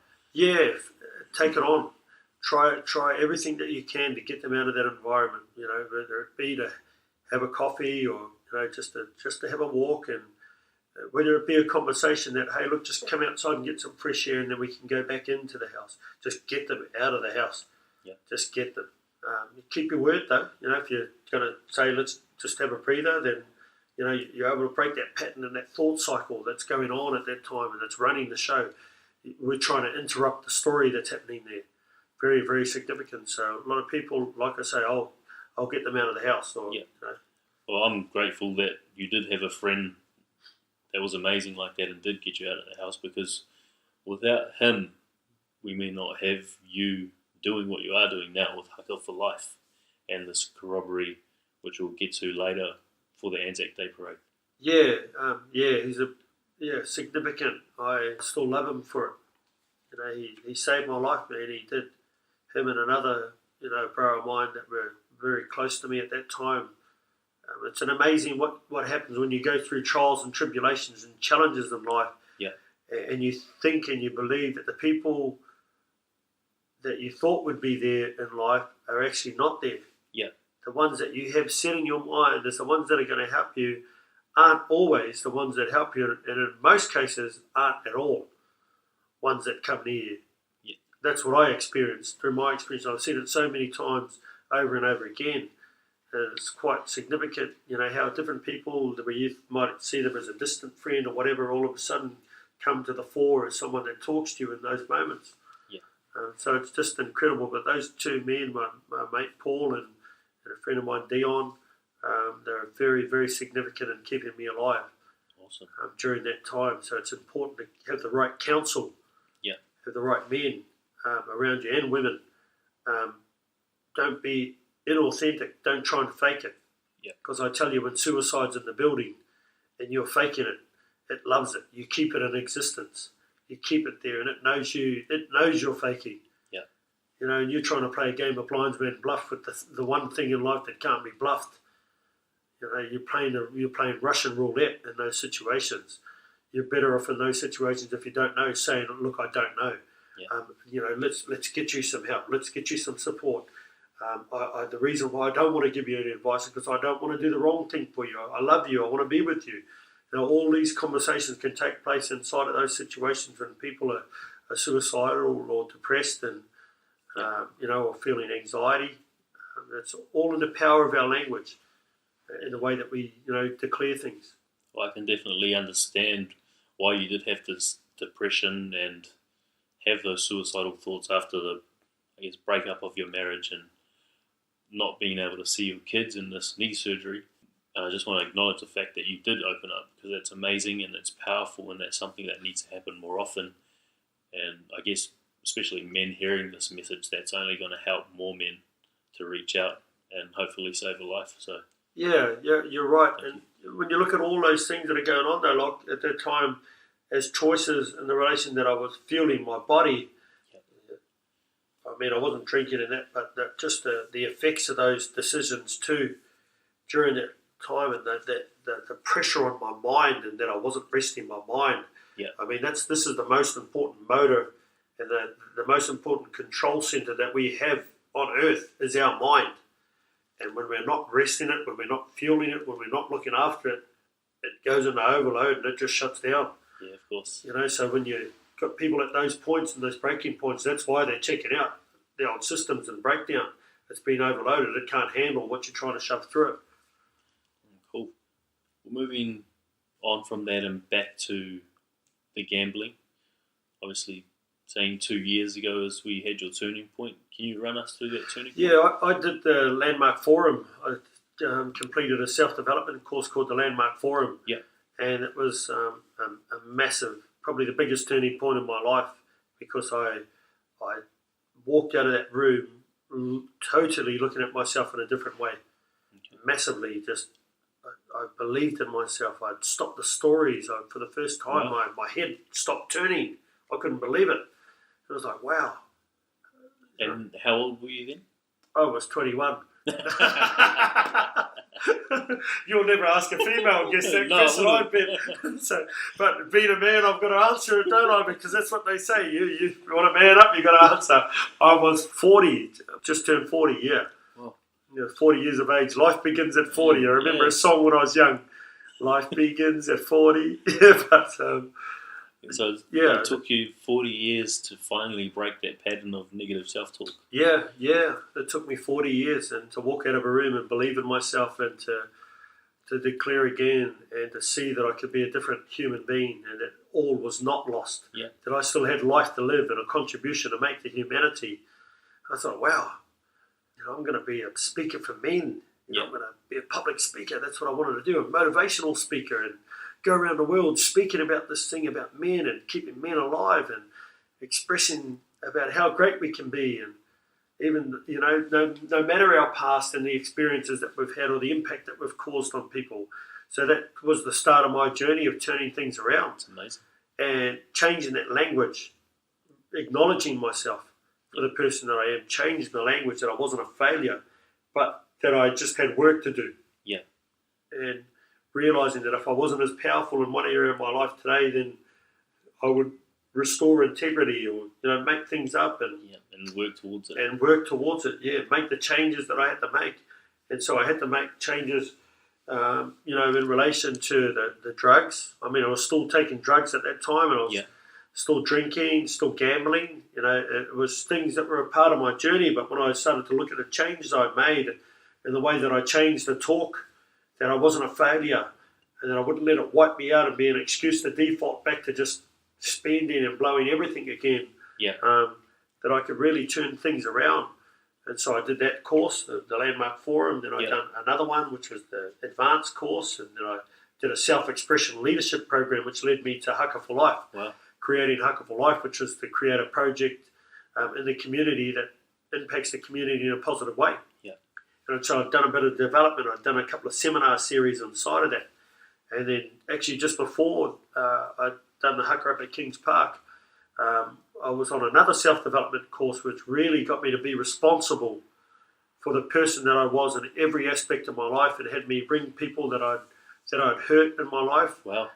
people that I wasn't communicating with powerfully in my life that meant a lot to me.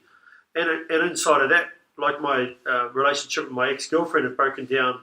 It's over 3 years ago now, about 3.5 years, but I still loved her. Yeah. And she was the love of my life, but I wasn't, my mind wasn't healthy. The person that I was morally wasn't the best version of me at that time. And she couldn't take it, and we broke up. And I'd always been regretful of it and hurt and wanted her back. And it got to the point where I'd been back in contact with her. Yeah. And they teach you ways about communicating in life where you don't manipulate and lie and false outcomes, and you be authentic and create possibility. And I got to the point where she was never going to give me any energy in her life. Yeah. To where she was ringing me up daily, and we were talking to each other daily, and she had known that there'd been a change in me in the way that I listened and the way that I didn't dominate a conversation, even though this mightn't be a good example of that today, but I mean in an aggressive or way where I'm defending myself. And so we had agreed to meet for dinner. And for me, that was significant. That was huge because for 2 years, I'd wanted every phone call to be her when she phoned. Every time my phone rang, I wished it was her. And it never was until one day it rang and it was her. And I thought, wow, maybe there's miracles happen.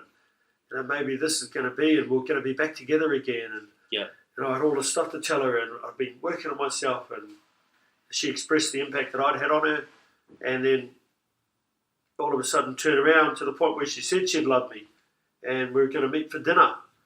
And I thought, wow, I'm going to see her again.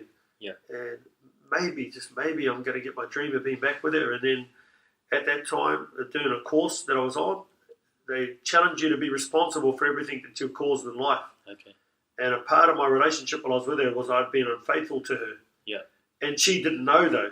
So I didn't tell her, and I was justifying it with, hey, but that was 2 years ago, and that was going back even 3 years ago when it happened. So look, and we haven't been together. There's no reason for me to be able to tell her, and I just don't need to, and all this sort of talk. And my classroom leader, the man running the course, Rob Andari, is a great friend of mine today. He just said to me, you need to be responsible for the human being you've been. And if you want to create this man that you want to be in the world, then you go and be responsible for what you caused. You go and tell her what you did. And man, that is a big move. That takes guts, especially when you're meeting with someone you love. To risk that dream, that is a big move, and man, you got to be applauded for that. It was the most significant thing for me in my life at that time, yeah. Like I say, man, I don't know whether you've been in love that much where you wish that every phone call was the person that you loved. Of course. And maybe some people listening to the podcast know that too, have ever experienced that, but it was literally every call. So if you called me on the phone, bro, and it rang up, look at it, oh, it's just lucky. It's lucky. Hey, bro, how are you? Pretend that I'm happy. I'm happy to hear from you, but I wished you were somebody else. But that was for every single person on the phone. Yeah. So yeah, and my heart was a flutter. Even though she had said, "Look, I don't want to be with you, but I'll have dinner with you." Hey, that's enough for me. I can work my charm. I just want to tell her and show her that I'm this different person and I'm in a different way and whatnot. But I rang her. I said to Rob, man, I can't tell her I'm this close. I've got the love of my life back, and we're going to meet for dinner, man. And I just want to meet her. I've been wanting to see her every day, and he just said, you need to be responsible. It's going to fail anyway. You're holding on to something that's not authentic. Yeah, it's connected to the old way of being. And I was like, oh man, you're kidding me. So I rang her and I told her, and I said to her, look, when you first phoned me, you asked me whether I cheated on you, and I lied to you. And I'm sorry that I lied to you, but I lied to you because I was so scared of losing you again, and I was just happy to be talking to you. But what I told you wasn't true. And what I'm about to tell you, I'm telling you because I love you. I'm telling you because I don't ever want to lie to you again. And if this means that we never talk again, then so be it. But I just want you to know that I'm doing this so that I can be truthful. And I said to her while we were together, I was unfaithful to you. And she said to me immediately, I knew that you were. Even though I had never said it to her, she just knew. And these are the ways of being that exist in our relationships and life every day. That there's things and we just don't sort of, I mean, that's really, going back to my marriage, how that came apart because we'd sat down to confess to each other because there was that, what do you call it, insecure. I've been that far out of a relationship now, but insecure. Yeah. And I just knew there was stuff that my wife had done and that she knew there's stuff I had done, and we're just kidding each other. We're just bullshitting each other. Yeah. No, I haven't done it. And then we sat down one night and said, hey, what have you done? And then it turned pear-shaped from there because, things weren't shared that should have been shared and lies were held on to. That turned that south. But on this occasion, so, again, I kind of had that blueprint that when you confess, it goes haywire. So I told her. And then, part of my training, though, on the course was I said, okay, so what happens when I tell her? And he said, then if she asks who it was with, you tell her. I was like, hey, it's well and truly done then. Like it's effed, to put it nicely, at the first hurdle. But then to have to tell when they ask the question, I mean, it's really gone. And he said, this is the man you're creating yourself to be. You're taking responsibility for everything that you've caused in life. You're not justifying yourself. You're not defending yourself in any way. You're putting your hand up and saying, for whatever reason, at that time in my life, I made that decision. And I will deal with the consequences and the impact of that. So it was the first time in my life, really, with everything on the line that meant the most to me, that I chose to tell the truth. That I chose to be truthful and say to her, hey, this is what I've done. And then I proceeded to tell her what had taken place. And haven't spoken to her since. Really? Yeah, haven't spoken to her since at all. But that's a consequence of the decisions and the actions that I made. Yeah. But one of the things is that I don't have to walk around ever lying to her again. I can look her in the eyes, which is something I couldn't do when I was with her, and have an honest and open conversation with her. Anytime, anywhere, any place. I've never seen her since we've broken up. Okay. She'll probably be spewing that I'm mentioning her on a podcast, but hey, this is my journey in life. I love her. I still love her today. And I, that's something that I've grown to just express to as a person, not to cover up and say, hey, because the relationship finished, I don't feel things through because she rejected me. I'm clear. I love her, and that's the way it is for now. That's powerful as well, because I know personally a lot of people who have held on to lies, myself included, be it big or small, but having the guts, the courage to actually come forward, not just tell the lie, but accept responsibility without justifying yourself is massively life-changing. And I can only imagine it, although it killed your dream of being back with her, took a lot of weight off your shoulders. Yeah, and it's a funny thing, but what I got present to, like, was the first time in my life I got present to the impact that my actions had on her, or had on others. And that's what broke my heart when I phoned her, and she expressed to me about how I'd made her feel, the impact on her when we were going through our tough times, and how I'd broken her heart, and she wanted to marry me and have my children, and why did you choose to do those things? Why, I just cried, man. Yeah. I really got present for the first time in my life to the impact of actions on others. And I remember a friend at that time I was coaching in self-development. I was having some coaching, and he said to me, "Hey, you should feel good. You got it off your shoulders." And I said, "Hey, man, this ain't about getting it off your shoulders. I'm like, I've fucked somebody's life. I broke her heart, man, and I feel like shit. Now, this ain't a get your things off your shoulders. I'm not going to come and say to you, Lucky, hey, I'm sorry, bro. Just get it off my shoulders, and then you walk away justifying yourself, saying, well, I said sorry. I had to get the impact of my actions on you or on her or on anybody. Yeah. So there's responsibility to take, and for me, I felt terrible. I felt ashamed. I felt, that I'd let her down, and but at the same time, it was, hey, I've been responsible the thing that meant the most to me in life at that moment in time, what I would normally lie and default to a lie. I mean, it was evident I'd only done it weeks earlier and trying to protect myself. Yeah. And yet she said, I was challenged in my course, if this is the man that you want to create yourself to be, then you be that man. Yeah. 2 weeks later, we did the Haka For Life up at the King's Park. Yeah. And, that experience of me being who I could be in that moment with her allowed me to see myself in a different way, that I was good enough, that I was courageous enough, that I could be this man that I had, set about a year and a bit earlier being and creating myself for the world to be. And these are all the steps and the experiences that I've been through on this journey in the last couple of years, and the work that I'm doing. It takes work to change yourself around from where you're at. You can't just do it with words. Yeah. You've got to do it with actions. That's powerful, because in a way that one moment in life, having to go through that, as painful as it was, may have aided in negating that negative self-talk, taking away from you feeling like you were a liar, that you were someone who betrayed people, obviously betraying the person you love, allowing you to feel confident in who you are, and be happy that you were this person that did tell the truth, a man of your word, as you say. Yeah, and that's been the challenge. That's what I wake up to be, is my word. That's the biggest challenge, I think, for any human being. Yeah. Is being our word. And when I can consistently be my word in life, it's incredible the powerful things that happen, and the magic that happens in life, the miracles, the experiences, the freedom that comes with it. Yeah. That you're not having to worry about lying or not being good enough, or letting people down in any way. I mean, now these days, if I'm not my word, it's because I'm so busy that maybe I haven't put a structure in place to remember something. But like I say, I've made lifestyle changes and choice changes that the biggest impacts of me are not showing up powerfully in life is me not keeping my word because I'm busy. Busy working on something that is intended to help save lives.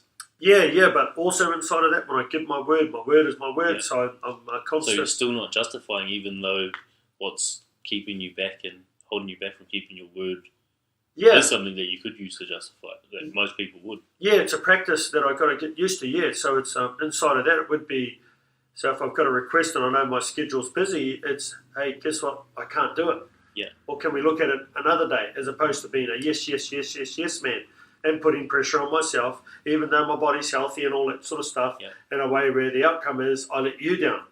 And then all of a sudden I'm not known as this man that keeps his word. So it's a constant practice for me to, to look at things in my life, to look at the way that what I commit to and what I can't and all of those things. So it's still refining. I don't look at it as me failing. It's like, okay, we've got things to work on, and I'll restore integrity. Hey, bro, sorry, I can't do this today, but I can do it this day. Or and you look at ways of being a solution to situations as opposed to a problem. That's awesome. We need more people like that too. Yeah, well, hey, this is what comes about when we share these podcasts. I mean, this is what you're creating. Yeah. So through your courage to have a conversation yourself, this is what you create. By the person that you are and the way that you're being, you allow a conversation like this to take place. I mean, I'll always be me, but you're allowing me to be me in your setting, because you can easily have an iPod, what do you call them? Podcast. So I'm getting educated. Don't worry, people. It's not because I don't know. I don't think he's important. It's because I didn't even know how to podcast app on my phone tonight until I got here. But you're allowing me to express myself and allowing others to express themselves because of the person that you are. So acknowledge yourself. Make it a practice, bro, of acknowledging yourself. It's a constant thing that we continuously skip over and overlook. So when I go tonight, acknowledge yourself. Be proud of what you've formed here tonight. I don't say that just because it's me talking to you. I say that because I'll say that to you anyway, regardless of whether we've got an audience that we're going to tune into or whatever it is. Yeah. It's an act and an action that I constantly tell people every day. Acknowledgement. We're easy to acknowledge others, but we don't acknowledge ourselves. That's absolutely a message I need to take on board, and that's something I'll do tonight. Yeah. Thank you. And here's another, an aspect that, in addition to that, is that always be aware of the conversations that we observe. Yeah. So we'll observe our mind having a conversation about whatever it is. I didn't do this right, or I didn't do that right, and we'll sit back and observe. And you're observing a conversation that you're allowing to go around in your mind and poison your mind. Mm-hmm. When you see that, when you can see that in your mind, that the observation of that conversation, interrupt it. Yeah. Bang! I am mighty. I am powerful. I am wonderful. Good on you today for having the podcast. Good on you for the wonderful things. Start talking to yourself. Yeah. Instead of observing a negative conversation, create a conversation for yourself about yourself that is a different narrative to the negative one that goes on and that we've observed for years. Because this is the stuff that saves lives and turns people around. Yeah, that's powerful. I love that. As amazing as it is, I just want to go back to the gambling and the drugs and alcohol. Yeah. You said you used that course you did. What was it called? Landmark Forum. The Landmark Forum. I guess that was your turning point. How did that change your perspective and make you drop gambling and alcohol and drugs? Yeah, so I didn't drop them immediately at the time, Okay. but it changed my perspective and the person that I could be. Yeah. But what I did notice and observe of myself is that when I come under pressure and didn't have things in place in life, then I would default to those sorts of things. Okay. What I had to see was the impact. I started to be aware, though, of the impact that drinking and drugs was having on me, declaring the person that I wanted to be. Yeah. See, I was forcing the outcome and the situation on myself there because I was declaring myself to be this person in life. So I want to be this great man that goes around speaking to the world about men's mind health and do podcasts and all these sorts of things around the world.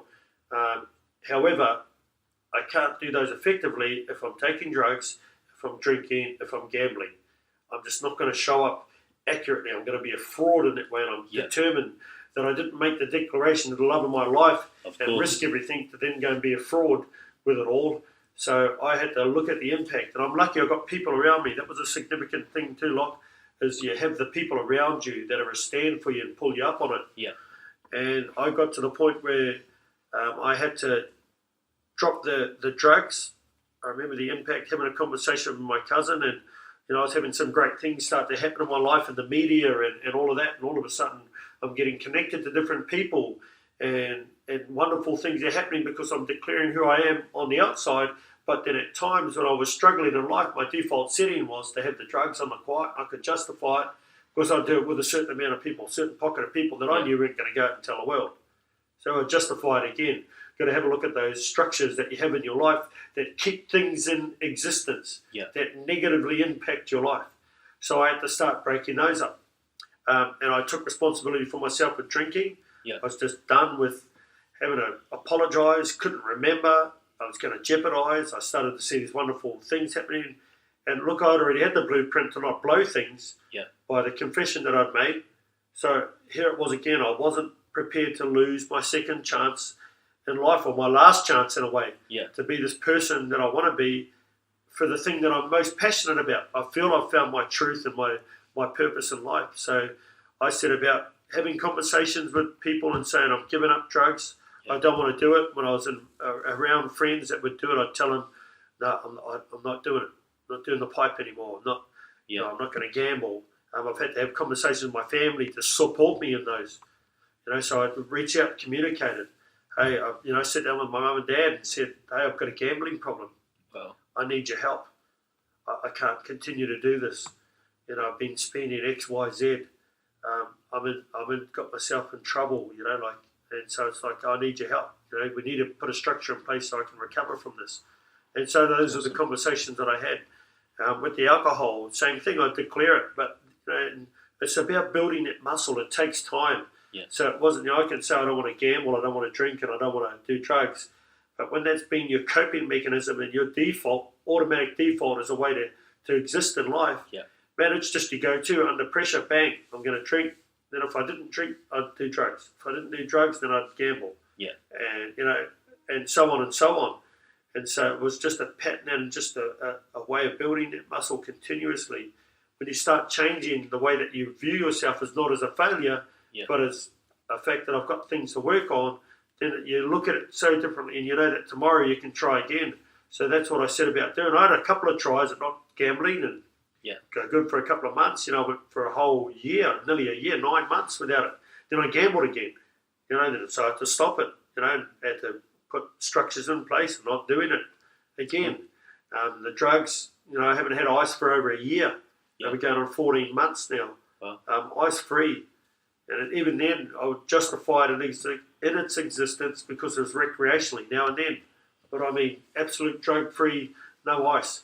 Oh, no ice, sorry. And, you know, we're coming up to 11 months with no drugs of any sort. That's amazing. Yeah, so, you know, those are just decisions that I decided to make by surrounding myself with positive people, making the choices, declaring who I wanted to be in life, and having people hold me accountable. That's cool. That's, in a way, opening up to your ex-wife. Being honest with her allowed you to be honest with yourself and realise with a little self-awareness that the actions weren't matching the dream of being this man who wanted to go around the world helping other men. Yeah, you're right. Well, it was my ex-girlfriend that I confessed to, not my ex-wife. Your ex-girlfriend. I kind of, Hey, but I have a love for her that I held on to so much resentment because of the experiences that I had with her that I'd say I hated her. But in actual fact, it was because I was hurt, and I still have a love for her. Yeah. It's not to be with her in any way, but she's the mother of my children, and I did love her at one stage. But it's my ex-girlfriend, you know, that I confessed to. But it's interesting that you say that because she used to say to me, Leon, your actions don't line, your words don't line with your actions. Yeah. You're very good verbally, but your actions don't align. And she would always say that to me, and she was so right. You know, so here, you know, life's a lot different today. That's what I master, is keeping words with actions and, you know, trying to be that human being. And I just see that it shows up more powerfully and more effectively in life when you can have that ability to be able to manifest that. Well, it's pretty obvious. Like, obviously, you're not doing the drugs, stayed away from gambling. You're being this man of your word, using honesty, and now you are having a big impact in people's lives with Haka For Life and being able to speak at the Man Enough Gala, which was powerful not just for me, but for a friend I went with as well. So your actions are matching your words now. So I just wanted to acknowledge you for that. Yeah, thank you, bro. Yeah, thank you so much. It means a lot. It means that you know, the decisions that I make when you're being honest, it's a demonstration for all of us. Exactly. It's not just my experience, but it's a demonstration of men that, hey, this is what comes of these things. You're right, the Man Enough Ball, I was lucky enough to be or blessed enough to be an ambassador, or I am an ambassador for Happiness Co. for the Man Enough movement, which is the biggest, they call it men's mental health. I call it men's mind health. Yeah, get away from that mental stigma. Yeah. I mean, but that's what the boys call it. Doesn't mean you always have to agree with everything we say in life, but I absolutely know their intent. Yeah. And I'm all for them having men that will step up and be responsible for the person that they've been in life, regardless of their experiences, regardless of their failings, regardless of what they've done in their life, and be responsible and say, hey, I was that man, I'm dedicated and prepared to be this man for humanity. So I was fortunate to speak there and to speak into that space, and it warms my heart to know that I impacted your friend. Yeah. But this is what comes out of it. You know, it's uplifting for me to hear that sort of stuff, and shows me the power of me being me. You know, so when I go home, on my way home, I'll acknowledge myself. Awesome. For keeping my word and sticking to things. Well, I just want to jump onto recovery now that we've gone through what happened with the gambling, drugs, alcohol, the rugby league, and then what you had through childhood with the beatings and the religious views. I wanted to go through any tips, tools, or tactics you had to recover, whether it was through suicidal thoughts, depression, or I guess these addictions you had. Obviously, you opened up to the friend for the suicidal thoughts, and for the addictions, it was this course. Were there any other methods you used to help you come back from those states? Yeah, I do meditation, Wow. yoga, Yeah. So I haven't been to yoga for a little while, and I'm as flexible as an ironing board. You know, if you're married and you go there and you've never been to yoga and you're as flexible as an ironing board, and for those people that may not be well versed in the Māori culture, but we're a sort of people that if you can do it, I can do it, no matter what, or who you are or where you are, you know. And so I go to those yoga classes and they're doing, you know, what's that, upside down dog or whatever, the wheel. Yeah. And, you know, and all these, I attempted the wheel not long ago and hurt my back a couple of days later. My back was sore and I was thinking, what am I doing? And they're saying, just stretch. If you're not able to do it, you can just hold that position, you know. I'm going to be stretching, you know, come out of there all sore. But I use yoga. Sound alchemy is another thing that I go to as a regular practice. Sound alchemy is the belief that vibration, everything is through vibration in life, that we all exist through vibration. So even me speaking to you is what we call sound, and it's through a certain frequency and a vibration that we come to understand. And so there's sound healing. It's incredible. I quite often fall asleep with the sound alchemy. You can type it in on YouTube and it's just the sound. Yeah, sound healing. It's set at a certain frequency that resonates with our cells at a molecular level, I think they call it. No idea what that means in a scientific term, but it connects with our whole structure of our being and who we are as human beings. That's cool. I use like theta and delta frequencies to help me sleep or meditate. Yeah. But it's cool to know that. I didn't know that was type it in there. It's a great practice, so I do that as well. I mean, I obviously don't drink and all that.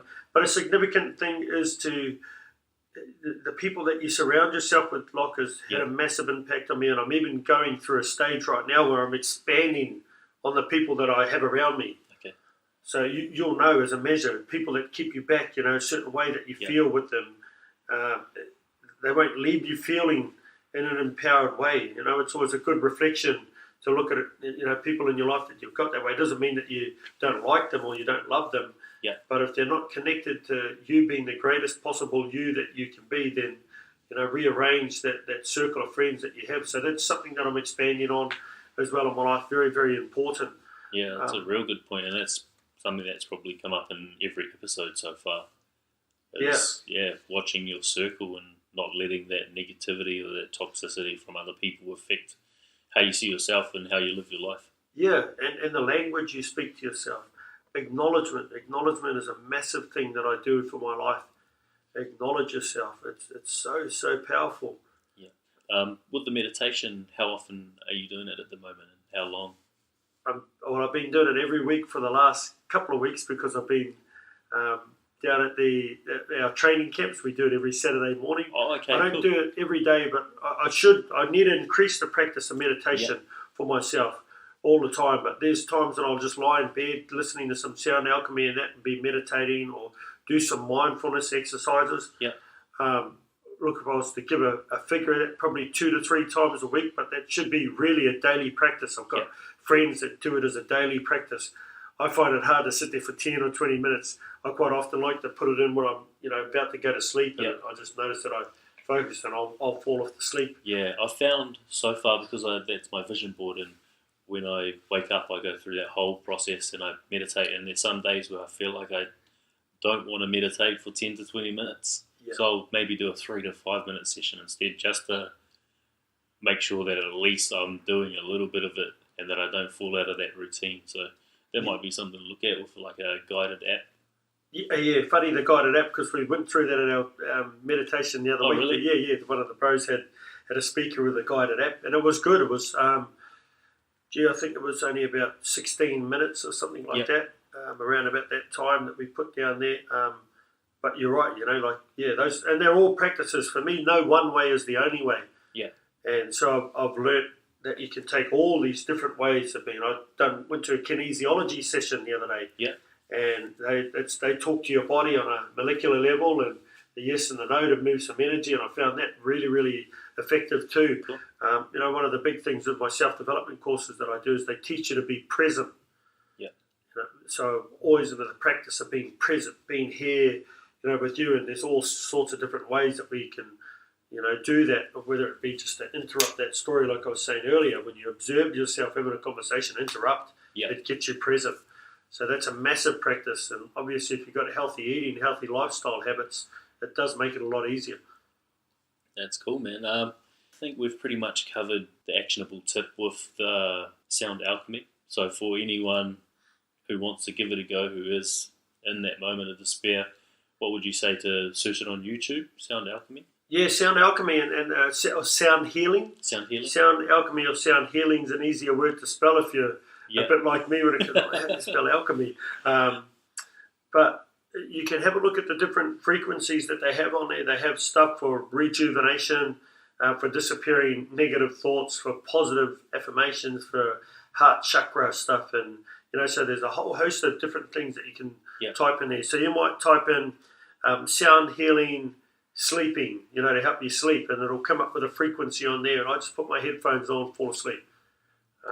So it's a great practice, but if you haven't got access or enough internet data for those sorts of things, it's a good practice, like you say, meditation, easy meditation tips or mindfulness stuff where you're just getting present. Interrupt that story. If you can't, fully manifest the expression of doing meditation, then make it a practice to build a muscle to interrupt the story and the conversations you're observing yourself having that are negative. Yeah, and that's all meditation really is the ability to recognize a thought. Because most people don't understand that when they're having these negative self-talking or negative conversations in their heads, that they do have the power to actually stop it. And that's pretty much what meditation is having that power to step back, assess your thoughts, and then let it go if you feel like you need to. Yeah, it's amazing. I love the meditation. I mean, like I say, we have it. We're going to have it this weekend, Saturday morning at 6 o'clock, and Sunday morning at 6 o'clock. Cool. And I love, especially in a group setting, a meditation. I noticed that there's certain things that come up. We had a group meditation session last week, and we had a exercise where we said, go to a part of your body where there's pain. And one lady said shoulder, another one said their back, and I said my knee. And they said, now, observe the colour. And we all had the colour green. Wow. Yeah, one lady said, it's in my shoulder, and I had the colour green. Well, hey, I had green. So it's amazing the collective power of meditation and focusing energy and what comes from that. Group.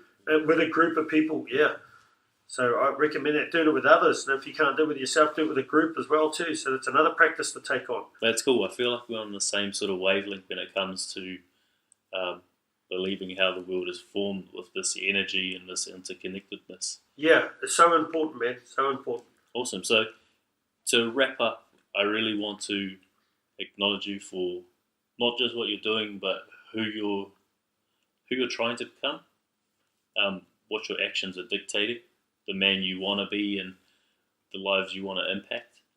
I want to acknowledge the fact that with this Haka For Life, you are using this powerful movement, these powerful actions to aid in nullifying men's suicide rate, which is sky high at the moment.